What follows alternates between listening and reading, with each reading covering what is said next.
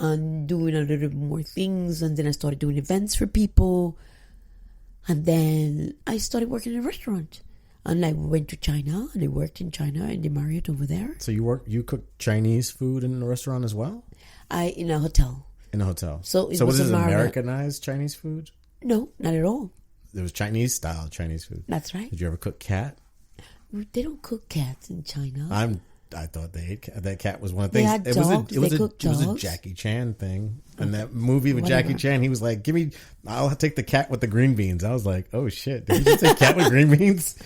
It's a real thing. He might be tasty, but in spite of it all, working on a Marriott is the Westerners that are coming to eat, and they're not eating cats. Right. Or dog. Or dog. But Did you ever cook a dog? No, but there is places that sell it, but it's not the same dogs that we have at home. So we got to get that out of our heads. That, oh my God, the Chinese, yes, the treatment of dogs or the animals, they are not the way we treat ours. But that's a whole different ballgame. Yeah, we won't even go into that. We won't even go into that. I worked there, and I started working different places. I came back. I'm glad you didn't cook dogs. We can dogs. Remain friends. I love dogs. I have a dog. I have 2 dogs. I know.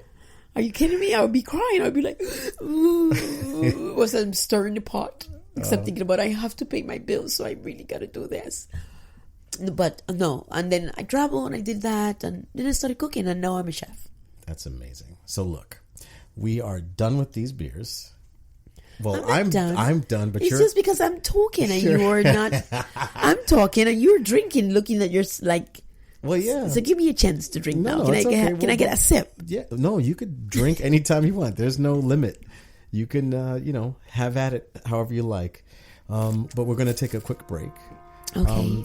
What you're listening to now is a song from Reggie Riches. I hope you guys enjoy it, and we'll be right back. I really think I give this up when I just started. Yeah, double R. Been raining, we're gonna drop in a minute. I'm cooking up music, amazing lyrics. I keep it a ball. Hope you all listen. My shit be OD, the sky's the limit. Put them on, I ain't on my business. I'm making these moves, can't stand in the pivot. I'm always outspoken, I've never been timid, forgotten the past, but I ain't forgiven. Let me show you what the struggle is. Let me tell you what the hustle is. Let me tell you about that that turns to a dream with a star patch on the wedge. To show you what humble is. Okay, and we're back.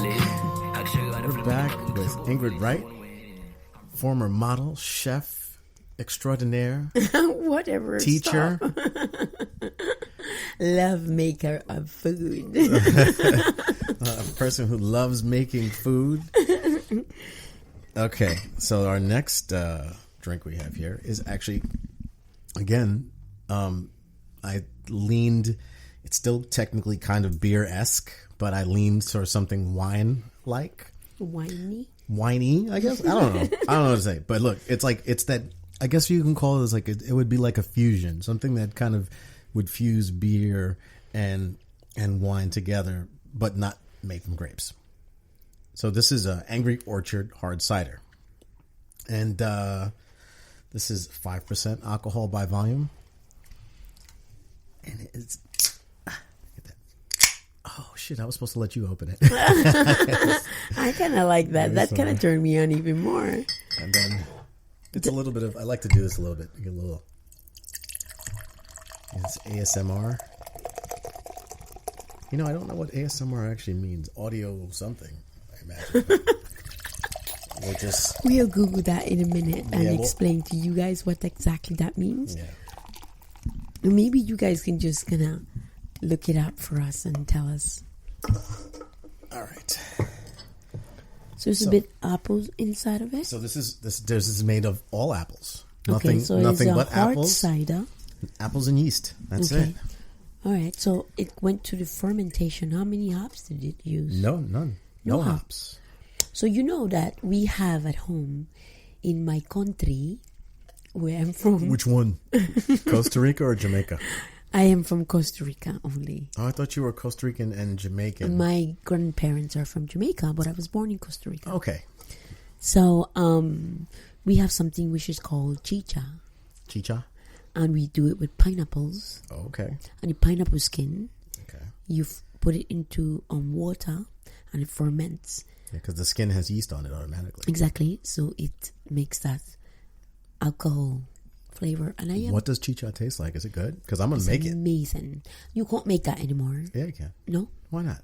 Pineapples? the pineapples have too much pesticides on it, so you can't consume it anymore. What do you mean? I could make alcohol out of pineapples. Yes, you can, but it's not recommended to consume it anymore because of the fact that they spray too many pesticides on it. Okay, so what I'm hearing is that I need to make it, test it, boil off the pesticides, and enjoy some chicha. And what else do I have to add to make this I drink? can't remember because I was 5, but I do know that You were drinking at 5? You lush. My grandmother thought that I was quite a rush for her, so she needed to calm me down somehow. So she made chicha and called it pineapple juice. Oh, wow. And that's how she calmed me down. I'm gonna Google this. I'm gonna look this up online. I'm definitely gonna look this up. It sounds awesome. So you put it. It's got to go through fermentation, and it's exactly the same thing that happens when we're making beer, right? I make beer. I know how to ferment stuff. Yeah, I've made beer as well. Oh yeah, A few times with my son's father. Gotcha. Well, here, let's taste this. Salud. Salute.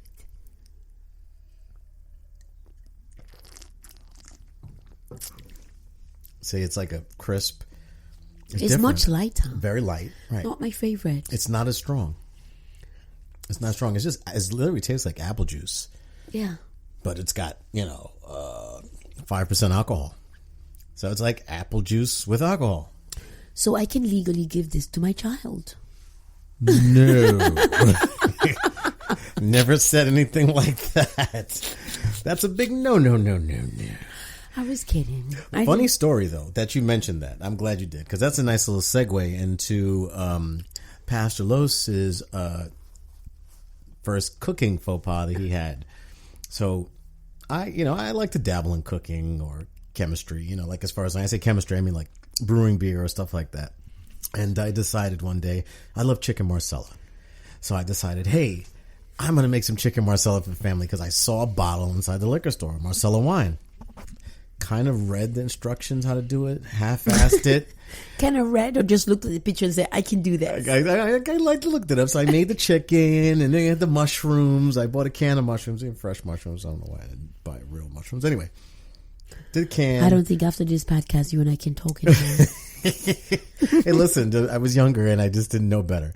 And so I take the wine and I pour it into the pot. I cook it for a period of time. I don't remember what it was. And the food was hot. And I was like, oh, okay. So I serve it to at the time, I think Jasmine, my daughter, I think she was 8 at that time.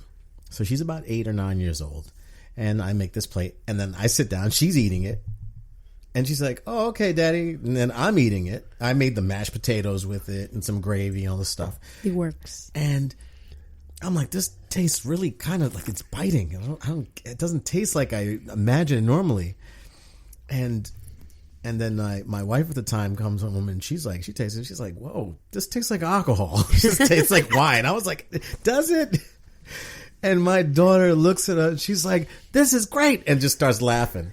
And she gets drunk and just like is laughing and cracking jokes, walking around the house and cracking jokes about whatever. You got your daughter drunk. I got her drunk off of making Marsala. What do you call that in this country? What they call it? Child services? Child services. Yeah. She's 22 now, so it's okay. I'm still calling them. I was so embarrassed. I know if I tell her to, it was the first time you ever had anything to drink. Oh, my daddy got me drunk off of making food. I was 8. I need therapy now. Yeah. Oh, yeah. Well, we all need therapy, I think. I'm a firm believer in, talking to a neutral party. That's why we all have podcasts. I guess. I don't think that's the same as a professional, but whatever. Yeah, I mean, I could tell you right now, no matter how hard I tried for answers, I'd never find one at the bottom of a bottle of beer. So I have. You found answers? It might not be the right one, but it's an answer. Not the same. You should use the Snapple instead. You'll probably find the better answer there. So I'm going to go into asking you questions about what you do now, which is I really find it fascinating. I can't wait. Ingrid has invited Evie and myself to go to the to her class that she teaches. So I'm really excited about this at the Institute of Culinary Education, also known as ICE. Yeah. Which I don't like that name. But none of us do. But you could just be like, oh yeah, I'm a Costa Rican immigrant that works at ICE. That's great. When somebody asks you what you do, I work at ICE. I work at ICE. Oh. Yeah. So what I do now, I've worked in the restaurant business for about 11 years. On the past few years, the past 6 years, I've been teaching. I have found my niche in teaching. When I decided that I wasn't going to do modeling anymore, living in France, I started teaching English to kids. So I'm fascinated with the young ones. I think they're the most amazing creatures in this world. Mm-hmm. So I started teaching English. And by teaching English, I was able to put myself through school and also was able to support myself living in France and doing odd jobs here, as in doing showroom modeling and doing a few runways that really weren't paying me a lot of money and stuff. Really at the end of where I decided that I wasn't going to do that anymore. So when I went to culinary school, then after when I moved back to the United States, which is I call home because I've lived here since I'm a child, I did quite a few restaurants, and then I got lucky and I had a friend who called me and said to me, I need you to teach a class with me. I was like, teach? And you're teaching kids at the time? Or no. When I was living in France, I was teaching English to kids. Oh, okay. Not culinary, because I wasn't even close to where I am now. But I needed to pay my bills somehow. I had my son with me, and I had rent to pay, and I didn't have a contract anymore because I was too fat. That's right. Right, because I was 115 pounds. That's quite a lot for somebody who's a 1 pound. And how tall are you? 5'9". You're 5'9", 115 pounds. Yes, I was a beast. Yeah, according to the industry, right? Fuck those guys. Okay, I'm gonna say that on live air. Fuck you, Issey Miyake. Okay, I'll never buy your fucking cologne ever again. It stinks anyway. You suck. Okay, we need more black girls, and if you have them now, then God bless you. That's great. More power to it. More power to it. And I take that back. No, but so I Jean-Paul Gaultier, huh? They're clothing too, right? They do clothing. See, Jean-Paul there's so much. Gaultier. Yeah, it's so much I don't know about fashion in general. Sorry to interrupt you, but there's so much I don't know about fashion. It's retarded. My sister is like, tells me all this stuff. Oh, you need to know about this and da, da, da, da, and I'm like, can I get it from the Walmart? Because I could give a fuck. They have a cheap brand of that. Because it was like, is there a knockoff? It's like, I went to Bloomingdale's, right? First time ever. My sister works for an artist, and he had a show outside of Bloomingdale's, and it was like he did some of his Christmas stuff, and I was like, oh, so cool. So we go inside Bloomingdale's afterwards. They have like a meet and greet, and I go on Bloomingdale's. I'm like, this place is crazy looking. Like they had people giving people wine and champagne. Like I've never been to a Macy's and they're giving out champagne. And because that's why it's not called Bloomingdale's. It's called Macy's. It's super fancy. Like there was like the Coach store, and I'm like, I could never afford anything. I probably couldn't even afford a freaking wallet at the Coach store. Yes, you could. If you go to the outlet, you'll be able to find something. I wouldn't want to. $12. Oh, well, then I could afford that. $12, I could do that. It's very tiny. It can fit a quarter. Oh, that's lovely. Oh yeah, I want a wallet because all I want to fit is my credit card, my black card. I'll save that for Jay-Z. I'm sorry, I just don't have a black card. I got a Chase debit card. Watch me swipe for my beer. I hope it pass. I hope it pass. Oh no, I know. At least I know that because it's money I know that's in the bank. It's not like I'm not spending money that's not there. So that's funny. But yeah, like I went in there. I was like, holy crap! This is like I've never been in a place like this before. It's like, and everybody's wearing like $1,000 shoes and red bottom this and all this other stuff. I'm like, wow, this is fancy stuff.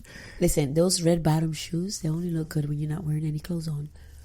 Oh. That's the only time you can actually wear it. You can't really walk with that. They're pretty hard to work with. Oh, they're uncomfortable. Huh? Who makes them? I have no idea. But anyway, who cares? Listen. Somebody knows. So let's go back. Okay, sorry about that. I just had to jump in. I had to interject real quick. So yeah, you're cooking.